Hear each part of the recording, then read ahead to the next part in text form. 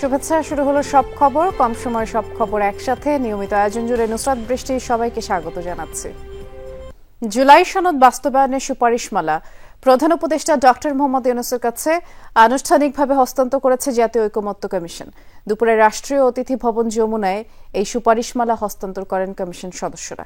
এ সময় প্রধান উপদেষ্টা বলেন, সঠিকভাবে জুলাই সনদ বাস্তবায়ন করা গেলে নতুন বাংলাদেশের সূচনা হবে। রাষ্ট্র সংস্কারে ৯ মাসের দীর্ঘ আলোচনা শেষে গেল ১৭ অক্টোবর জুলাই জাতীয় সনদে স্বাক্ষর করে রাজনৈতিক দলগুলো।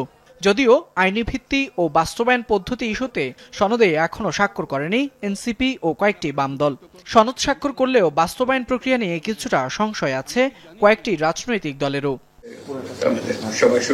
নানা তর্ক বিতর্কের পর জাতীয় ঐকমত্য কমিশন জুলাই সনদ বাস্তবায়নের লক্ষ্যে নিজেদের সুপারিশমালা প্রধান উপদেষ্টার কাছে হস্তান্তর করেছে। জুলাই সনদ প্রক্রিয়ার শুরু থেকেই দীর্ঘ প্রচেষ্টার জন্য কমিশনকে ধন্যবাদ জানান প্রধান উপদেষ্টা। শুরুতে ধন্যবাদ জানিয়ে রাখছি এই ঐতিহাসিক দিনটা সূত্রপাত করার জন্য। জুলাই সনদকে ঐতিহাসিক পরিবর্তন উল্লেখ করে প্রধান উপদেষ্টা এর সঠিক বাস্তবায়নের উপর গুরুত্ব দেন। এটা ঐতিহাসিক পরিবর্তন, তাদের বাস্তবায়নের প্রক্রিয়াটা যদি আমরা সঠিকভাবে পালন করতে পারি, কাজ এগিয়ে নিয়ে যেতে পারি, তাহলে বাংলাদেশ অতীত থেকে মুক্ত হয়ে যাবে। এটি হলো আমরা সেই অতীত থেকে মুক্ত হতে চাই, নতুনভাবে বাংলাদেশ গড়ার কাছে নিযুক্ত হতে চাই। জুলাই সনদ বাস্তবায়নের সুপারিশ হস্তান্তর শেষে আনুষ্ঠানিকভাবে জাতীয় ঐকমত্য কমিশনের সমাপ্তি ঘোষণা করেন প্রধান উপদেষ্টার বিশেষ সহকারী। মুক্ত স্বদেশে একটু নতুন গণতান্ত্রিক অভিযাত্রা শুরুর লক্ষ্যে, এক নতুন রাষ্ট্র বিনির্মাণের লক্ষ্যে যে ব্যাপক ভিত্তিক সাংবিধানিক ও রাষ্ট্রীয় সংস্কার পরিকল্পনা এবং কার্যক্রম হাতে নেওয়া হয়েছিল, তার প্রাথমিক অধ্যায় আজ এ পর্যায়ে একটা ধাপ অতিক্রম করল। ফয়সাল মাহমুদ, যমুনা নিউজ, ঢাকা। সংবিধানের সাথে জড়িত ৪৮টি বিষয়ে জুলাই সনদ বাস্তবায়নের আদেশ জারির সুপারিশ করেছে জাতীয় ঐকমত্য কমিশন। এর অধীনে গণভোট আয়োজন ও নির্বাচিত সংসদ সংবিধান সংস্কার পরিষদের দায়িত্ব পালন করবে। জাতীয় নির্বাচনের দিন বা তার আগে যে কোনো দিন গণভোটের সুপারিশ করেছে কমিশন। নির্বাচিত সংসদ ২৭০ দিনের মধ্যে সনদ বাস্তবায়নে ব্যর্থ হলে স্বয়ংক্রিয়ভাবে সংবিধানে প্রতিস্থাপিত হবে জুলাই সনদ, জানিয়েছে ঐকমত্য কমিশন। অবশেষে জুলাই সনদ বাস্তবায়নের পদ্ধতি নিয়ে দীর্ঘদিনের তর্ক বিতর্কের সমাপ্তি হলো। ৮৪টি প্রস্তাবের মধ্যে সংবিধান সম্পর্কিত ৪৮টি বিষয় বাস্তবায়নে জুলাই সনদ বাস্তবায়ন আদেশ জারির সুপারিশ করেছে ঐকমত্য কমিশন। আদেশের অধীনে গণভোট এবং সংবিধান সংস্কার পরিষদ গঠিত হবে। প্রণীত জুলাই জাতীয় সনদ বাস্তবায়নে এই আদেশ অবিলম্বে গেজেট আকারে প্রকাশ করা হবে। ৯টি অনুচ্ছেদ অর্থাৎ ভাষা, মূলনীতি, জরুরি অবস্থা ঘোষণা, সংবিধান সংশোধন, সংবিধান বিলুপ্তি ও স্থগিতকরণ, অপরাধ, রাষ্ট্রপতির ক্ষমা প্রদর্শন, তত্ত্বাবধায়ক সরকার ব্যবস্থা, ক্রান্তিকালীন ও অস্থায়ী বিধানাবলী ও বাংলাদেশের নাগরিকের পরিচয় গেজেট প্রকাশের তারিখে কার্যকর হবে। গণভোটের ফলাফলের পর গেজেট প্রকাশের পর কার্যকর হবে রাষ্ট্রপতি নির্বাচন পদ্ধতি, ক্ষমতা ও দায়িত্ব, রাষ্ট্রপতির অভিশংসন প্রক্রিয়া, প্রধানমন্ত্রী পদের মেয়াদ, প্রধানমন্ত্রীর একাধিক পদে থাকার বিধান। দুটো বিকল্প সরকারের হাতে আছে। এর দুটো বিকল্পেরই কিছু কিছু জিনিস, এক, সরকার যেন অবিলম্বে একটি আদেশ জারি করে। এই যে আদেশ এবং আদেশের তফসিলে অন্তর্ভুক্ত ৪৮টি সংবিধান সংশ্লিষ্ট বিষয়ে সেগুলো বাস্তবায়নের ব্যাপারে জনগণের সম্মতি আছে কিনা। ধোঁয়াশা কাটে গণভোট আয়োজন নিয়েও। সংসদ নির্বাচনের আগে বা ওই দিনই গণভোটের সুপারিশ করেছে কমিশন। প্রশ্ন থাকবে একটি, উল্লেখ থাকবে না নোট অব ডিসেন্ট। নির্বাচন কমিশন কর্তৃক নির্ধারিত ব্যালট ও গোপনে অনুষ্ঠিত হবে গণভোট। এই বিষয়ে নির্বাচন কমিশন আইন প্রণয়ন করবে। আমরা সরকারকে আজকে যেটা বলেছি সেটা হচ্ছে তারা যেন অবিলম্বে এই বিষয়ে নির্বাচন কমিশনের সাথে আলাপ আলোচনা করে একটি তফসিল, নির্বাচনের তফসিল তৈরি করে ফেলে। সুপারিশে বলা আছে, নির্বাচিত সংসদ দ্বৈত ভূমিকা পালন করবে। সংসদে নির্বাচিত প্রতিনিধি এবং সংবিধান সংস্কার পরিষদ আলাদাভাবে শপথ নেবে। সংস্কার পরিষদকে 270 কর্মদিবসের মধ্যে বাস্তবায়ন করতে হবে জুলাই সনদ। আলী রিয়াদ জানান, সংসদ নির্বাচনের সময় উচ্চকক্ষের প্রার্থী তালিকা প্রকাশের প্রয়োজন নেই। সংস্কারের পর পরবর্তী 45 কার্যদিবসের মধ্যে নিম্নকক্ষের নির্বাচনে প্রাপ্ত ভোটের সংখ্যানুপাতিক পদ্ধতি বা পিআর পদ্ধতিতে উচ্চকক্ষ গঠন করা হবে। যদি সংবিধান সংস্কার পরিষদ 270 দিনের মধ্যে তাদের দায়িত্ব সম্পাদন করতে না পারেন, তাহলে গণভোটে পাশ হওয়া বিলটি স্বয়ংক্রিয়ভাবে অর্থাৎ আপনি সংবিধানের সংশ্লিষ্ট অনুচ্ছেদগুলোকে প্রতিস্থাপন করবে। জুলাই সনদ বাস্তবায়নের অঙ্গীকারনামা অনুসারে সংবিধানে জুলাই সনদ অন্তর্ভুক্ত হবে। এদেশের গণমাধ্যমগুলো যে দায়িত্বশীল আচরণ করেছেন।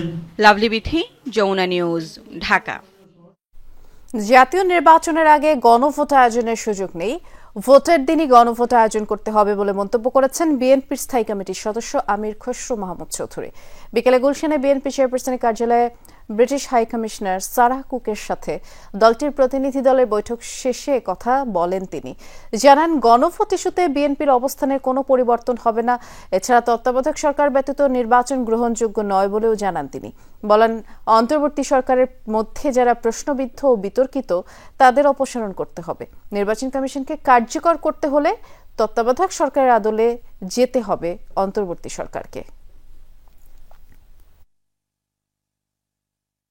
যেই বলুক, যারাই সেটা প্রতিবেদন দেখ, সেটা তাদের সমস্যা, এটা বিএনপির সমস্যা না। এই ব্যাপারে আলোচনার কোনো সুযোগ নাই। নির্বাচনের দিন 2টা ব্যালটের মাধ্যমে গণভোট হবে। নির্বাচন প্রার্থীর পক্ষে ভোট প্রদান করা হবে। এর বাইরে যাওয়ার কোনো সুযোগ নাই। এটা বিএনপির প্রথম দিন থেকে অবস্থান, এখনো সেই অবস্থানে। নির্বাচনী জোট হলেও প্রার্থীদের নিজ দলের প্রতীকে প্রতিদ্বন্দ্বিতা করার বিধান যুক্ত করে আরপিও সংশোধনের সিদ্ধান্তকে সমর্থন জানিয়েছে জামায়াত। দুপুরে আগারগাঁয়ে নির্বাচন কমিশন ভবনের প্রধান নির্বাচন কমিশনার এএমএম নাসির উদ্দিনের সাথে বৈঠকে এই প্রস্তাব তুলে ধরে দলটি। জামায়াতের সেক্রেটারি জেনারেল মিয়া গোলাম পরোয়ারের নেতৃত্বে প্রতিনিধি দলটি বৈঠকে অংশ নেয়। পরে সাংবাদিকদের সাথে আলাপকালে তিনি জানান, সুষ্ঠু নির্বাচনের স্বার্থে 18 দফা দাবি পেশ করেছেন তারা। বলেন, একটি দল প্রতীক সংক্রান্ত আরপিও সংশোধনের ব্যাপারে আপত্তি জানিয়েছে, আর এমন আপত্তিকে লেভেল প্লেইং ফিল্ড ভগ্নের একটি নগ্ন উদাহরণ বলেও মন্তব্য করেন দলের সেক্রেটারি জেনারেল। ইসলামী ব্যাংক, ইবনে সিনার মতো প্রতিষ্ঠানগুলোর সাথে জামায়াতের মালিকানার কোনো সম্পর্ক নেই উল্লেখ করে তিনি বলেন, নির্বাচনে সেসব প্রতিষ্ঠানের কর্মকর্তাদের নিয়োগ না দিতে বিএনপির এমন প্রস্তাব শিষ্টাচার বিরোধী।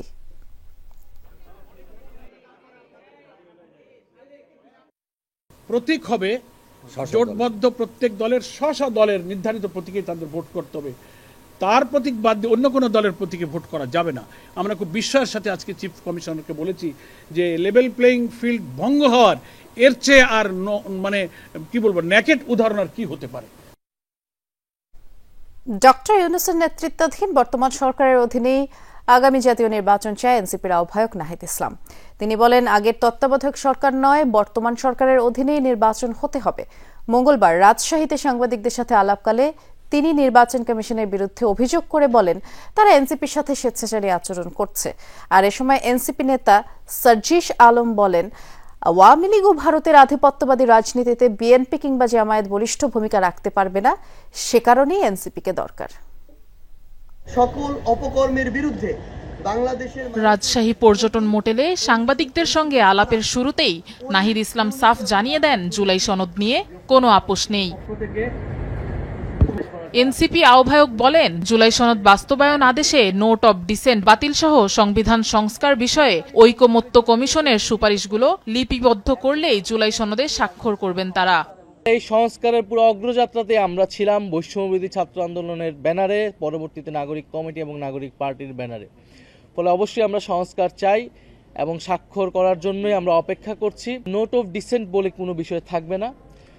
যেসব বিষয়ে ঐক্যমত হয়েছে অথবা ঐক্যমত কমিশন যেগুলোকে লিপিবদ্ধ করেছে সংবিধান সংস্কার বিষয়ে, সেই বিষয়গুলো সম্পূর্ণ গণভোটে যাবে এবং জনগণ রায় দেবে সেই বিষয়গুলো পরিবর্তিত হবে কিনা আমাদের সংবিধানে।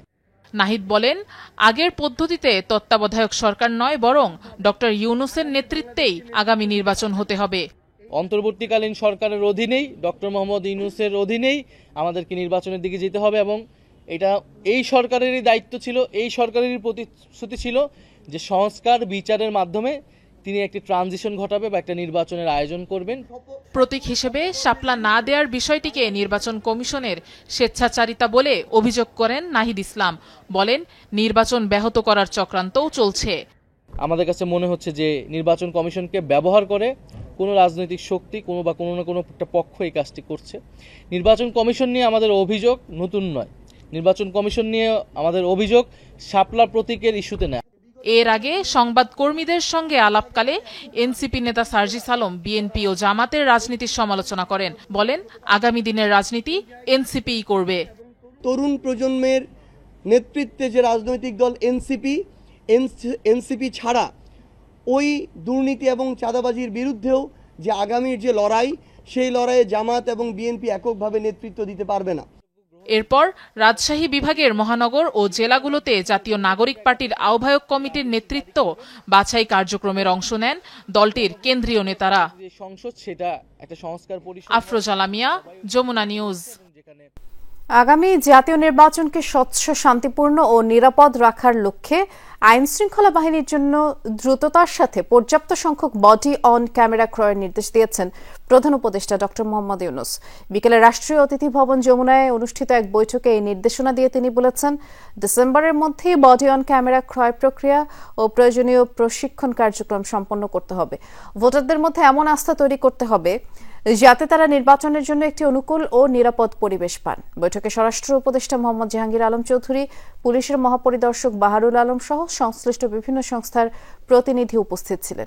স্বরাষ্ট্র উপদেষ্টা জাহাঙ্গীর আলম চৌধুরী বলেন, নতুন ক্যামেরাগুলো এসে পৌঁছালে প্রতিটি জেলায় পুলিশ সদস্যদের প্রশিক্ষণ প্রদান করা হবে।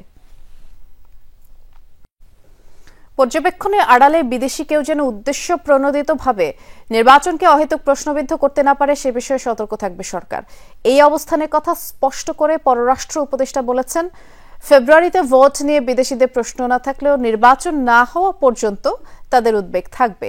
জানান, ঢাকা বেইজিং সম্পর্ক নিয়ে যুক্তরাষ্ট্র সহ অন্য কারো উদ্বেগের কিছু নেই। সব পরাশক্তির সাথে ভারসাম্যপূর্ণ সম্পর্ক রাখবে বাংলাদেশ।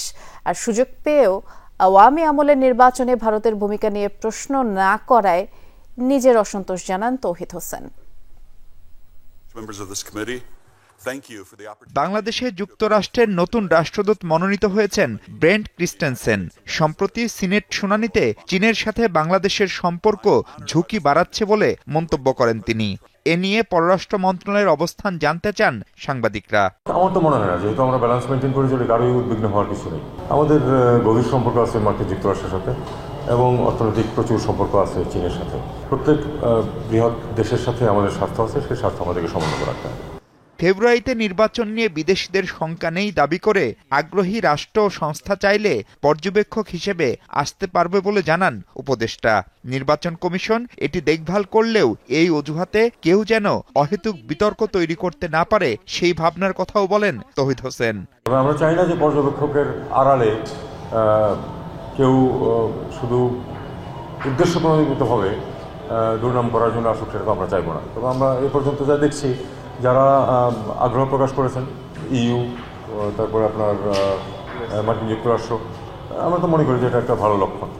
সম্প্রতি অংশগ্রহণমূলক নির্বাচনের কথা বলেছে ভারত। দিল্লি সফররত সাংবাদিকদের কাছে এই অবস্থান দেশটির পররাষ্ট্র সচিব স্পষ্ট করলেও গেল 3 নির্বাচনে ভারতের ভূমিকা নিয়ে প্রশ্ন না করাই হতাশার কথা জানান তৌহিদ হোসেন। ভারতীয় পররাষ্ট্র সচিব বলেছিলেন যে অন্তর্ভুক্তিপূর্ণ, ট্রান্সপারেন্ট ইত্যাদি নির্বাচন তারা চান ইত্যাদি। আপনাদের মুখে প্রশ্নটা তুলে দেওয়া হয়েছিল যে আপনারা এই কথা গত 15 বছর বলেননি কেন? আগের নির্বাচনগুলি কি আপনাদের এই ফর্মুলা অনুযায়ী সঠিক ছিল? যখন তিনি সুযোগটা দিয়েছেন তখন সেই প্রশ্নটা আপনাদের করা উচিত ছিল, সেটা আপনারা করেননি। আসে ইসলামী বক্তা ডক্টর জাকির নায়েকের বাংলাদেশ সফর প্রসঙ্গ। জাকির নায়েককে দাওয়াত দেওয়া হয়েছে বলে আমি জানি না। তৌহিদ হোসেন বলেন, সমস্যা সৃষ্টি হয় এমন কাউকে জাতিসংঘের মিশন প্রধান হিসেবে ঢাকা চায় না। সমস্যার সৃষ্টি হয় বা কোনো কন্ট্রোভার্সি সৃষ্টি হয়, এরকম কেউ আসবে না। বাংলাদেশের শ্রমবাজার ফের চালুর চেষ্টা বাহরাইন সফরে করার কথাও বলেন পররাষ্ট্র উপদেষ্টা। মাহফুজ বিশু, যমুনা নিউজ, ঢাকা। তত্ত্বাবধায়ক সরকার ফেরানোর আবেদন জানিয়ে শুনানি শেষ করেছেন জামায়াত। তত্ত্বাবধায়ক সরকার বাতিলের রায়ের বিরুদ্ধে আপিল বিভাগের পূর্ণাঙ্গ বেঞ্চে পুনরায় আপিলের ৪র্থ দিনের শুনানিতে জামায়াতের আইনজীবী বলেছেন, রাজনৈতিক নেতাদের দূরদর্শিতার অভাবে তত্ত্বাবধায়ক সরকার বাতিল হয়। বলেন, তত্ত্বাবধায়ক সরকার ফিরলেও আগামী নির্বাচন অন্তর্বর্তীকালীন সরকারের অধীনেই হতে হবে। ২০০৯ সালে ক্ষমতা গ্রহণের পর আপিল বিভাগের এক রায়ের আলোকে তড়িঘড়ি তত্ত্বাবধায়ক সরকার ব্যবস্থা বাতিল করে আওয়ামী লীগ সরকার।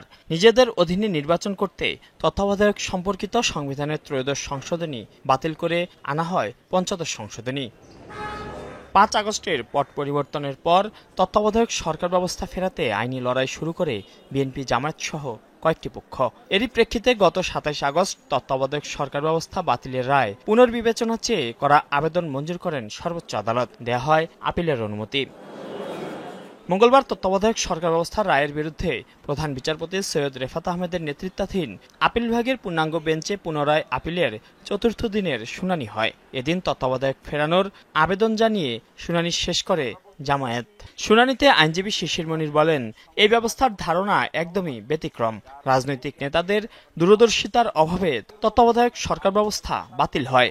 এই ক্ষেত্রে কেয়ারটেকার গভর্নমেন্ট সিস্টেম একটা অ্যাকসেপ্টেবল মেকানিজম, যেটা একটা ইউনিক এক্সাম্পল আকারে আমাদের এই দেশে বারবার প্রমাণিত হচ্ছে।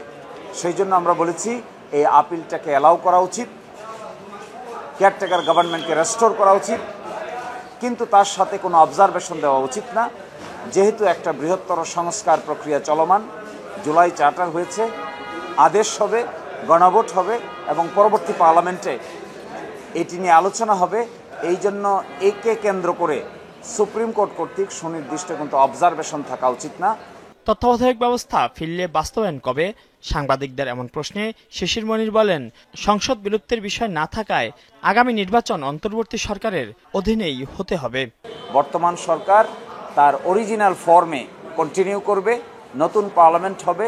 নতুন পার্লামেন্টের সিদ্ধান্তে যদি আগের কেয়ারটেকার গভর্নমেন্ট আগের মতোই থেকে যায়, অথবা নতুন করে জুলাই চার্টারে উল্লেখিত কোনো মেকানিজমকে ইন্ট্রোডিউস করা হয়, সেই সিস্টেমে পরবর্তী থেকে কেয়ারটেকার গভর্নমেন্ট কার্যকর হবে।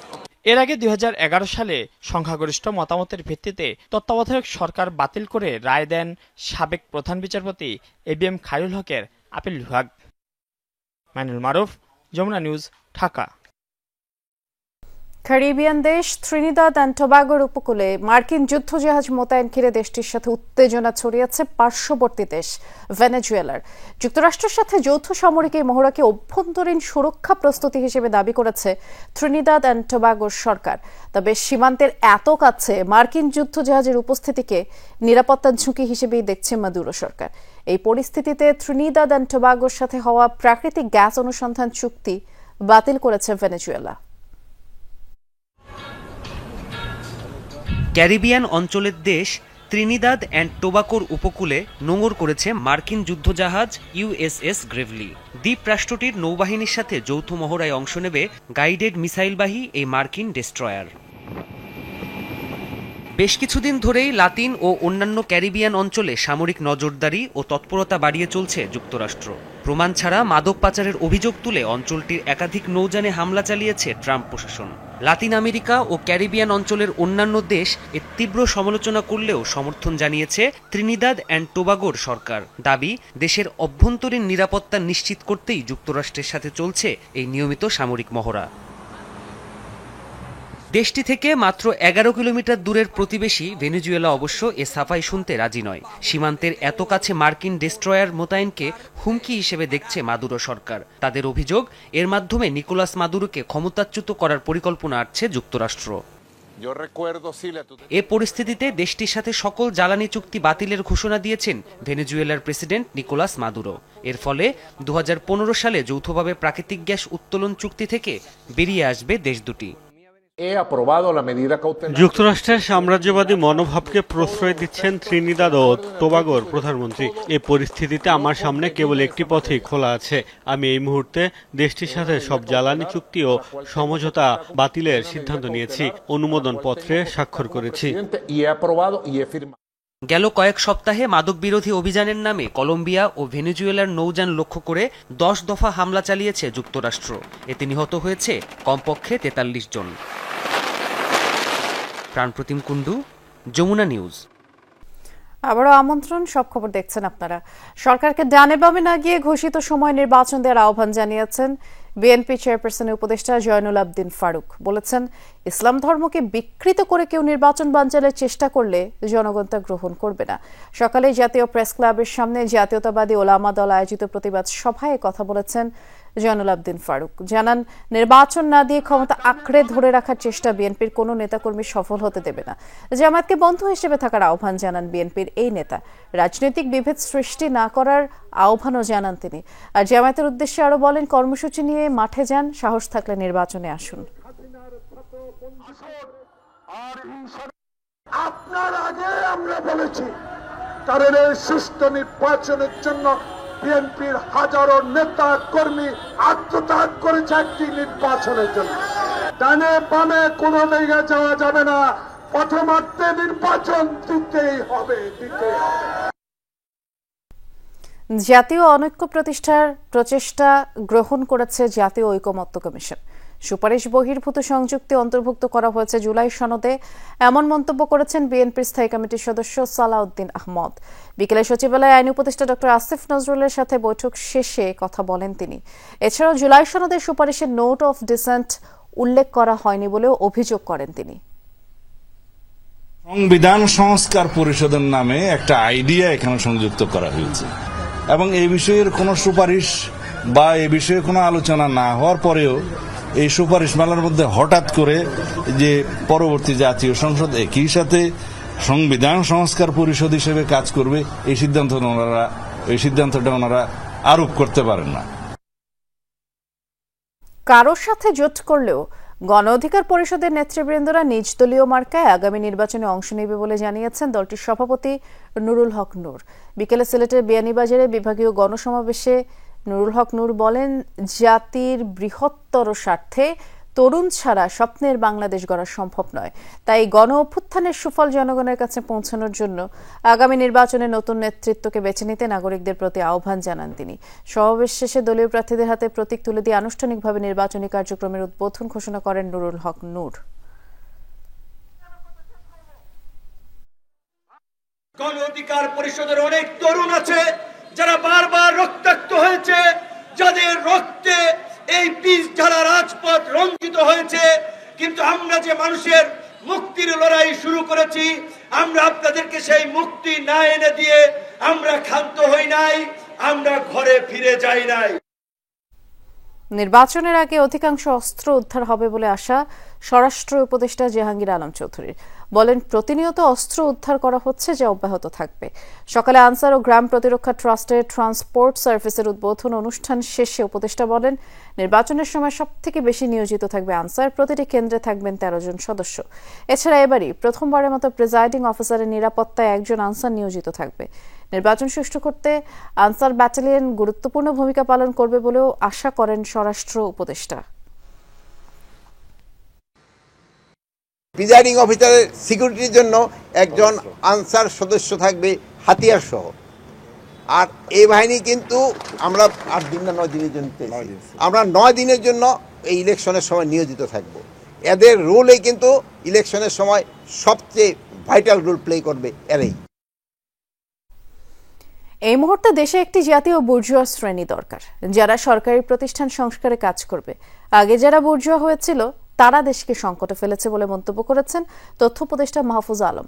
দুপুরে ইকোনমিক রিফর্ম সামিটে বক্তব্য রাখেন তিনি। দাবি করেন, অর্থনীতিতে বড় সংকট নেই, নির্বাচন হলেই বিনিয়োগ বাড়বে। বিনিয়োগ নিয়ে সুখবর মিলছে না দীর্ঘদিন। আগস্টে মূলধনী যন্ত্রের আমদানি কমেছে প্রায় 16%। ঋণ নিয়ে সতর্ক অবস্থানে ব্যাংক।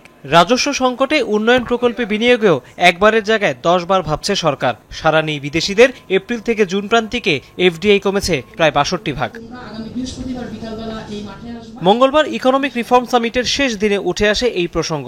আলোচকরা বলেন, পুঁজি নিয়ে সবচেয়ে বড় সংকটে আছে এসএমই উদ্যোক্তারা, যারা অনিচ্ছাকৃত। সরকার সাড়া নেই বিদেশিদের। এপ্রিল থেকে জুন প্রান্তিকে এফডিআই কমেছে প্রায় ৬২%।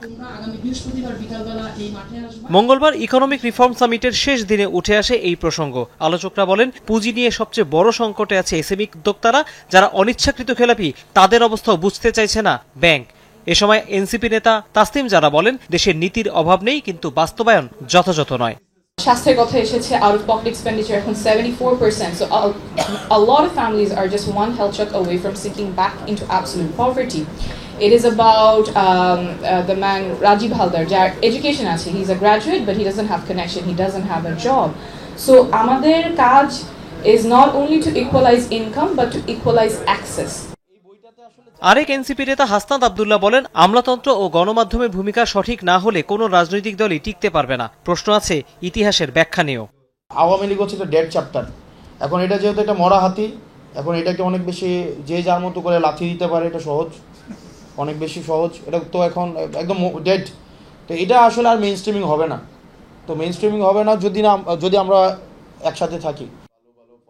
তথ্য উপদেষ্টার মতে দেশ আবারও ১-১১ দিকে এগিয়ে যাচ্ছে, যেখানে রাজনৈতিক সংঘাত অনিবার্য, কেননা সংলাপ বা আলোচনায় বিভিন্ন পক্ষের আগ্রহ কম। অনেক গ্রুপ অফ কোম্পানি তারা বেড়ে উঠছে রাষ্ট্রের উপনদনা দিয়ে, তারা বেড়ে উঠছে রাষ্ট্রের যে জনগণের টাকা দিয়ে। বাট আমাদের আসলে জাতীয় বুর্জুয়া একটা শ্রেণী দরকার, যারা আসলে জাতীয় প্রতিষ্ঠানগুলোকে শক্তিশালী করার জন্য কাজ করবে। কিন্তু আমরা গত 50 বছরে আপনি আপনার বাংলাদেশে কোনো জাতীয় বুর্জুয়া দেখতে পাবেন। সামিটের শেষ দিনে জুলাই আন্দোলনের উপর লেখা বিভিন্ন প্রবন্ধের সংকলিত বইয়ের মোড়ক উন্মোচন করেন অতিথিরা। তৌহিদ হোসেন, যমুনা নিউজ, ঢাকা। বঙ্গোপসাগরে সৃষ্টি হওয়া ঘূর্ণিঝড় মন্থা আরও ঘনীভূত হয়ে আজ সকালে প্রবল ঘূর্ণিঝড়ের রূপ নিয়েছে বলে জানিয়েছে আবহাওয়া অধিদপ্তর। দুপুরে ব্রিফিংয়ে তারা জানায়, ঘূর্ণিঝড়টি আজ সন্ধ্যা বা রাত নাগাদ ভারতের অন্ধ্রপ্রদেশ উপকূল অতিক্রম করতে পারে। প্রবল ঘূর্ণিঝড় কেন্দ্রের নিকটবর্তী এলাকায় সাগর বিক্ষুব্ধ রয়েছে। এর প্রভাবে চট্টগ্রাম, কক্সবাজার, মোংলা ও পায়রা সমুদ্র বন্দরকে 2 নম্বর সতর্কতা সংকেত দেখানো হয়েছে। আরও জানায়, প্রবল ঘূর্ণিঝড় মন্থা কেন্দ্রের 64 কিলোমিটারের মধ্যে বাতাসের একটানা সর্বোচ্চ গতিবেগ ঘন্টায় 90 কিলোমিটার, যা দমকা অথবা ঝোড়ো হাওয়ার আকারে ঘন্টায় 110 কিলোমিটার পর্যন্ত বৃদ্ধি পাচ্ছে। আবহাওয়াবিদ জানান, মন্থার প্রভাবে বাংলাদেশের উপকূলে বড় ঝুঁকি নেই, তবে দেশের দক্ষিণ পশ্চিমাঞ্চলে অতি ভারী বর্ষণ হতে পারে। উত্তর পশ্চিম দিকে অগ্রসর হয়, পরবর্তীতে এটা স্থলভাগের উপর দিয়ে বাংলাদেশের পশ্চিম অংশে এটা প্রবেশ করতে পারে। তখন শুধু বাংলাদেশে বৃষ্টিপাতের একটা সম্ভাবনা থাকবে এবং বৃষ্টিপাতটা আগামীকালকে দুপুরের পর বা বিকালের দিকে শুরু হতে পারে এবং পরবর্তীতে আরও 2-3 দিন এই বৃষ্টিপাতটা অব্যাহত থাকতে পারে। কাল বাংলাদেশের সিরিজ বাঁচানোর লড়াই। প্রথম ম্যাচের ভুল সূত্রে পরের 2 ম্যাচে টানা জয় তুলে সিরিজ জিততে চায় স্বাগতিকরা, বলছেন pace bowling allrounder Tanzim Hasan Sakib. এদিকে সবশেষ 8 সিরিজের 7টিতেই হারের স্বাদ পাওয়া ক্যারিবীয়রা দ্বিতীয় ম্যাচে জয় তুলে জিততে চায় আরেকটি সিরিজ। বুধবার চট্টগ্রামের সন্ধ্যা 6টায় এই ম্যাচ শুরু হবে। মঙ্গলবার দুপুর 12টায় মুখে চওড়া হাসি আর গণমাধ্যম কর্মীদের থামস আপ দেখিয়ে মাঠে নামছেন ওয়েস্ট ইন্ডিজের হেড কোচ ড্যারেন স্যামি। এমন খুশি হবার কারণটাও তো আছে। 3 ম্যাচ সিরিজের প্রথমটিতে জয় তুলে যে লিড নিয়েছে ক্যারিবীয়রা। ম্যাচ জয়ের পরদিন ঐচ্ছিক অনুশীলন ছিল উইন্ডিজের। সাগরিকায় ম্যাচ না খেলা ক্রিকেটারদের পাশাপাশি একাদশে থাকা ঘারি পিয়েরে, অ্যালিক আথানাজে করেছেন ট্রেনিং। ক্যারিবিয়ানদের লক্ষ্য একটাই, দ্বিতীয় ম্যাচে জয় তুলে সিরিজ জয় নিশ্চিত করা। সেই সাথে প্রথম ম্যাচের ভুল থেকেও শিক্ষা নিতে চায় দলটি। আমরা জানি বাংলাদেশ ঘরের মাঠে কতটা শক্তিশালী প্রতিপক্ষ। আমরা সর্বোচ্চ চেষ্টা করব পরের ম্যাচে জয় তুলে সিরিজ নিশ্চিত করতে। প্রথম ম্যাচ থেকেও শিক্ষা নেব। ডিউ প্রভাব ফেলেছে দ্বিতীয় ইনিংসে, সেটাও মাথায় রাখতে হবে পরের ম্যাচে।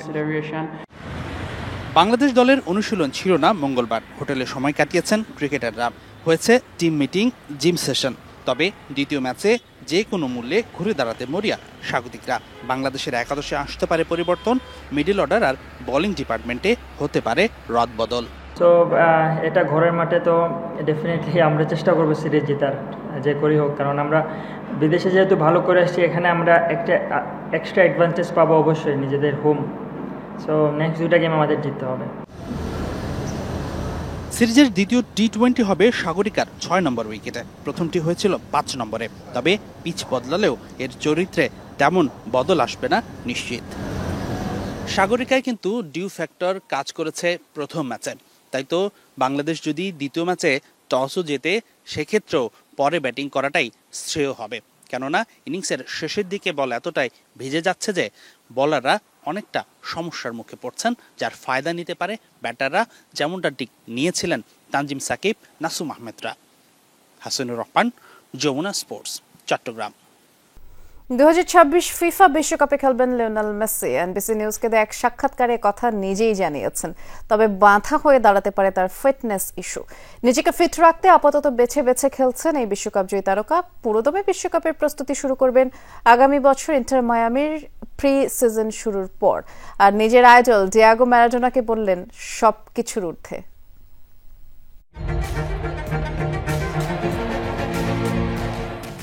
বুয়েন্স আইরেসের রাস্তায় এখনো রয়ে গেছে কাতার বিশ্বকাপ জয়ের উচ্ছ্বাস। সেখানের বাতাসেও যেন মিশে আছে চ্যাম্পিয়ন্স দেল মুন্ডো সুরের প্রতিধ্বনি। ডিসেম্বরের সেই রাতে লুজাইল স্টেডিয়ামে যখন সোনালী ট্রফি উঁচিয়ে ধরলেন লিওনেল মেসি, তখনই ফুটবল বিশ্বের ভাবনা এই বুঝি শেষ হলো এক যুগের গল্পের সমাপ্তি। কিন্তু কিংবদন্তিদের গল্প কি কখনো শেষ হয়? সময়ের ক্যালেন্ডারে এখন লিওর বয়স 38। ইন্টার মায়ামির গোলাপি জার্সিতে আজও তিনি আলো ছড়ান। কদিন আগেই পেয়েছেন গোল্ডেন বুটও। যেন সময়টাই স্থির হয়ে আছে এই মহানায়কের জন্য। তবু প্রশ্নটা রয়েই গেল, 2026 বিশ্বকাপে খেলবেন তো মেসি? প্রতিবারই এমন কথার উত্তরে কিছু না জানালেও এবার পরিষ্কার করেই লিও জানালেন শিরোপা ধরে রাখতে আগামী বিশ্বকাপে থাকতে চান দলের সাথেই। আমি সত্যিই খেলতে আগ্রহী, কারণ এটা বিশ্বকাপের মঞ্চ। আমরা গত আসরে চ্যাম্পিয়ন হয়েছি এবং শিরোপা ধরে রাখার সক্ষমতা আছে। সেই লক্ষ্যে আবারও মাঠে নামাটা হবে আকর্ষণীয়, কারণ প্রত্যেকেরই জাতীয় দলের হয়ে বিশ্বকাপ খেলার স্বপ্ন থাকে। তবে জানিয়ে রাখলেন বিশ্বকাপে তার খেলার পুরো বিষয়টা নির্ভর করছে ফিটনেসের উপর। এটি অসাধারণ একটি ব্যাপার হবে যদি বিশ্বকাপে খেলতে পারি, এবং আমি সেটাই চাই। পুরো ফিট অবস্থায় সেখানে থাকতে পছন্দ করব আর গুরুত্বপূর্ণ অংশ হয়ে দলকে সহায়তা করতে চাই। তবে বিষয়টি আমি মূল্যায়ন করছি ডে টু ডে ভিত্তিতে। যখন আগামী বছর ইন্টার মায়ামির প্রি সিজন শুরু হবে তখন দেখব আমি শতভাগ ফিট কিনা। যদি সেরকম মনে হয় তাহলে আমি সিদ্ধান্ত নেব। অসাধারণ সব কীর্তি করে ফুটবল বিশ্বের অন্যতম আইডল লিওনেল মেসি এবার নিজের আইডলদের নাম প্রকাশ করলেন LM10। Michael Jordan, Federer, Nadal ও লেব্রনে মুগ্ধ হলেও স্বদেশি কিংবদন্তি ডিয়েগো ম্যারাডোনাকে রাখলেন সবকিছুর ঊর্ধ্বে। আমাদের আর্জেন্টাইনদের জন্য ডিয়েগো ম্যারাডোনাই সবচেয়ে বড় আইডল। তিনি যা করেছেন তাতে তিনি আমাদের সর্বোচ্চ অনুপ্রেরণা। যদিও আমি ছোটবেলায় তাকে খুব বেশি ম্যাচে সরাসরি খেলতে দেখিনি, তবুও ডিয়েগো সবকিছুর ঊর্ধ্বে। 2026 বিশ্বকাপ অনুষ্ঠিত হবে যুক্তরাষ্ট্র, কানাডা ও মেক্সিকোর মাটিতে, যা কিনা হতে যাচ্ছে মহাদেশ জুড়ে মেসির শেষ যাত্রা, এক কিংবদন্তির লাস্ট ড্যান্স। যদি তিনি মাঠে নামেন তবে সেটি কেবল একটি টুর্নামেন্ট নয়, এটি হবে এক বিদায়ী সিম্ফনি। সাঞ্জনা ivy, Jamuna sports. আবারও যাচ্ছি বিরতিতে, সব খবর নিয়ে এক্ষুনি ফিরছি।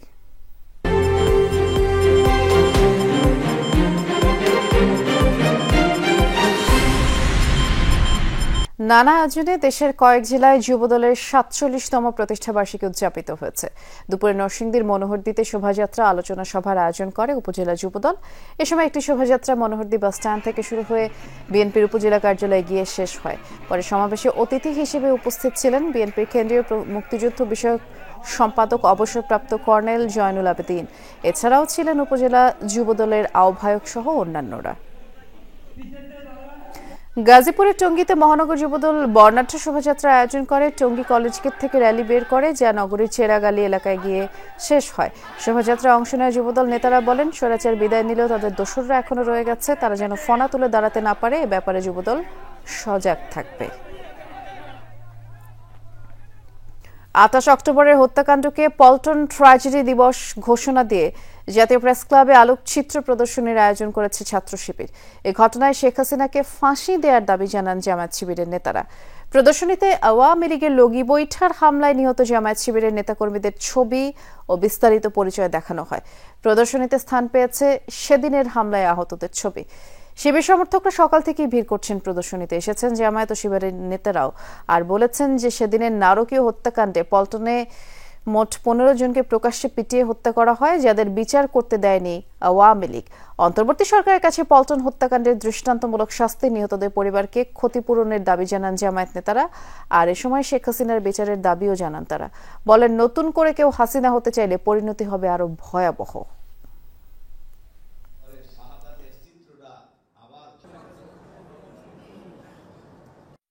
প্রতিটি ছবিতে ফুটে উঠেছে নিষ্ঠুরতার ইতিহাস।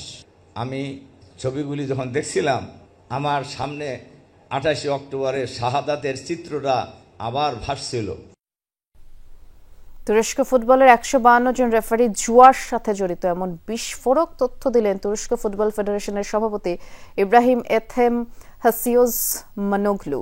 দেশের ফুটবলে দুর্নীতি রোধ করতে দীর্ঘ 5 বছর ধরে একটি অনুসন্ধান চালায় তুরস্ক ফুটবল ফেডারেশন। এই অনুসন্ধানের পর জানা যায়, দেশটির 571 জন পেশাদার রেফারিদের মধ্যে 371 জনেরই বেটিং সাইটগুলোতে অ্যাকাউন্ট আছে, যাদের মধ্যে 152 জন সক্রিয়ভাবে বেটিং এর সাথে জড়িত। গত কয়েক বছর ধরে তুরস্কের ঘরোয়া লিগগুলোতেও বাজে রেফারিং নিয়ে বিতর্ক চলে আসছে। এরপরে রাষ্ট্রীয় প্রতিষ্ঠানের কাছ থেকে পাওয়া এক তথ্যের ভিত্তিতে তদন্ত শুরু করে তুরস্ক ফুটবল ফেডারেশন। ফেডারেশনের সভাপতি ইব্রাহিম আরও জানিয়েছেন, শৃঙ্খলা ভঙ্গের দায়ে অভিযুক্ত রেফারিদের কড়া শাস্তি দেওয়া হবে। পশ্চিম তীরে ইসরায়েলি বাহিনীর হামলায় 3 জন ফিলিস্তিনি নিহত হয়েছে। জেনিন শরণার্থী শিবিরের পার্শ্ববর্তী একটি গ্রামে অভিযান চালায় আইডিএফ। পুরোপুরি ধ্বংস হয়ে যায় একটি প্রাইভেট কার। গাড়িটি 3 আরোহী নিহত হয়। ইসরায়েলি কর্তৃপক্ষের দাবি, আশপাশের এলাকায় হামলার পরিকল্পনা করছিল ওই 3 ব্যক্তি। এই ঘটনায় নিহতদের নাম পরিচয় প্রকাশ করেছে ফিলিস্তিনি কর্তৃপক্ষ। তবে সত্যি ওই 3 ব্যক্তি হামলার পরিকল্পনা করছিলেন কিনা সে বিষয়ে ফাতাহ প্রশাসন কোনো মন্তব্য করেননি। আমরা সব খবরের সবশেষ বিরতিতে যাচ্ছি, এক্ষুনি ফিরছি।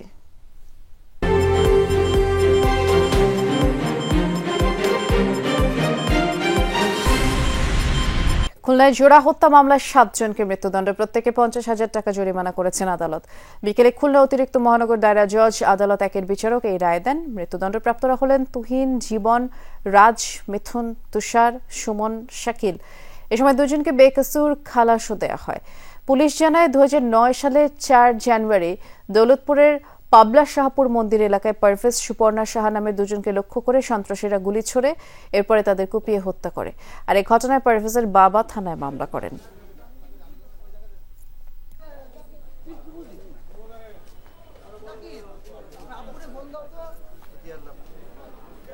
শিকার হচ্ছেন। আর এর আগে 2 বছরের জন্য ট্যাক্স অব্যাহতি ঘোষণা করা হলো। পরবর্তীতে একসঙ্গে 3 বছরের ট্যাক্স পরিশোধের দাবির কারণে দেশের প্রায় 95% অ্যাম্বুলেন্সের কাগজপত্র নবায়ন করা সম্ভব হয়নি। ট্রাফিক আইনেও জরিমানা করছে পুলিশ, যার পরিমাণ 25 থেকে 30,000 টাকা পর্যন্ত। দাবির মধ্যে রয়েছে অ্যাম্বুলেন্সকে একটি জরুরি সেবা হিসেবে স্বীকৃতি দিয়ে বাণিজ্যিক রেজিস্ট্রেশন দিতে হবে।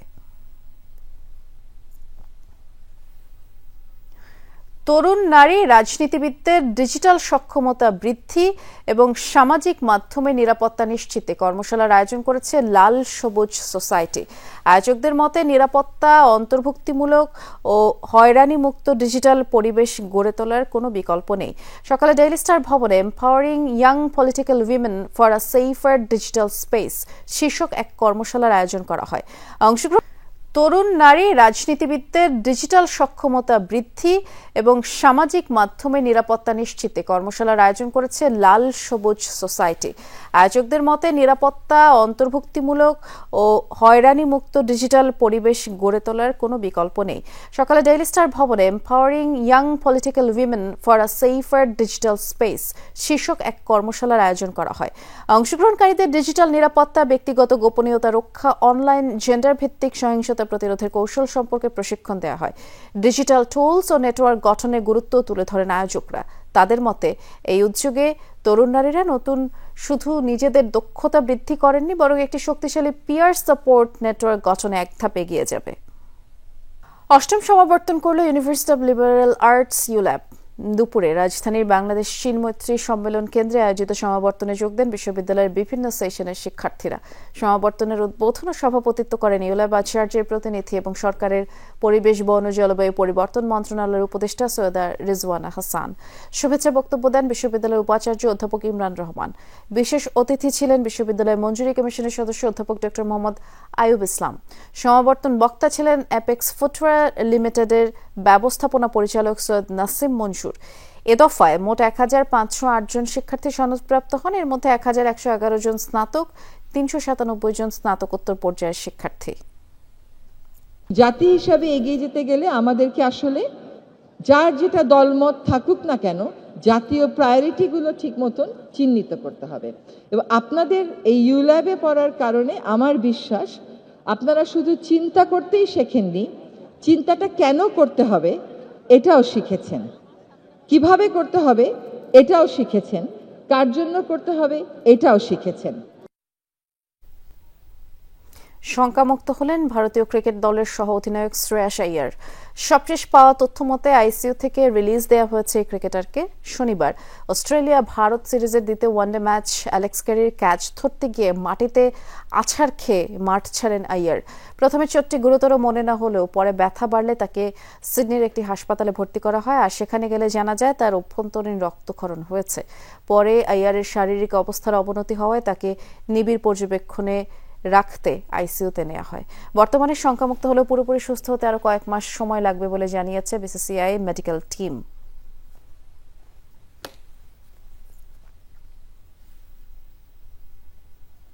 এ ছিল সব খবরের সব আপডেট। সাথে থাকার জন্য ধন্যবাদ। নিরাপদে থাকবেন।